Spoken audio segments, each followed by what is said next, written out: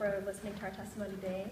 My name is Alyssa. I'll start the youth panel representing the youth voice for why we support this bill. I'm 24 years old and I live in Medford. And a little bit about me, I was born in Saipan, which is a small island in the Western Pacific. My parents, both Korean, immigrated to the US after they finished college. And growing up, they never let me forget that I was lucky to live in the United States, to have food to eat, clean water to drink, and a home to sleep in. And they very much stressed to me that it was my responsibility to use the resources that I had to give back to my communities. And growing up in public education, every year I learned about global warming and that it was caused by the burning of fossil fuels. I learned that the homes I came from, both Saipan and South Korea, were being threatened right now by sea level rise, not in many decades. And when I learned that my college, a public research institution, was invested in fossil fuels, I was shocked. My school was giving up their responsibility to prepare young people like me to enter a livable world. And I felt that it was my responsibility to challenge that.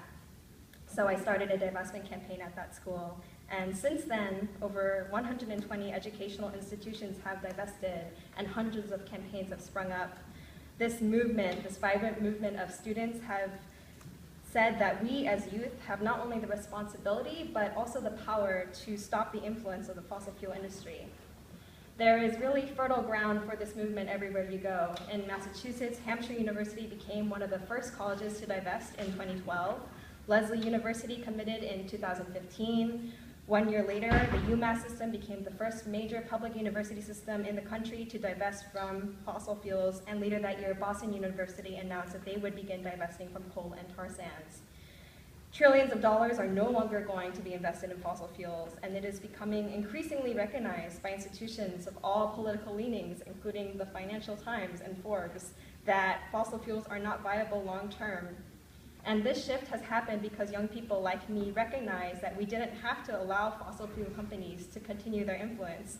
The state of Massachusetts has a duty to the public and not to these companies.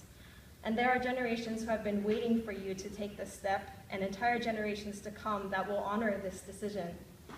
The right decision is here in front of you, and I can say that I've been working 5 years on divestment. It's my promise to you that I will keep making other youth and people my age and younger see why this path is important, and that I see that as my responsibility.